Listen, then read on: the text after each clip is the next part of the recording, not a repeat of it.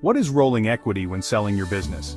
Selling a business is the culmination of years of hard work, dedication, and strategic effort. The way you structure the sale can significantly impact your financial future. A common consideration for business owners is retaining a portion of equity in the business post-sale.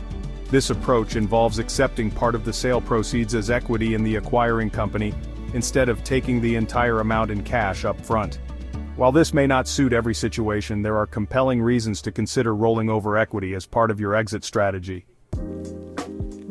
One key benefit of rolling over equity is the potential to defer capital gains taxes. When selling a business for an all-cash payout, you are typically required to pay capital gains tax on the entire amount immediately. By accepting equity in the acquiring company, however, you can defer these taxes until you sell your equity stake in the future. This deferral can be especially advantageous if you anticipate being in a lower tax bracket later or wish to manage your immediate tax liabilities. By becoming a shareholder in the new entity, you have a vested interest in its performance. This alignment often motivates sellers to actively support the company's success, fostering stronger collaboration and revenue growth.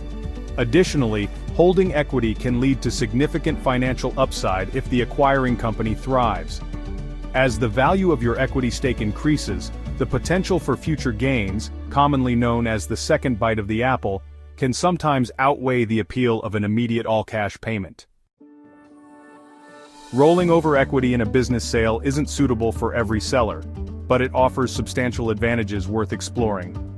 Carefully evaluate your financial goals, risk appetite, and seek expert advice to determine whether this option aligns with your overall exit strategy.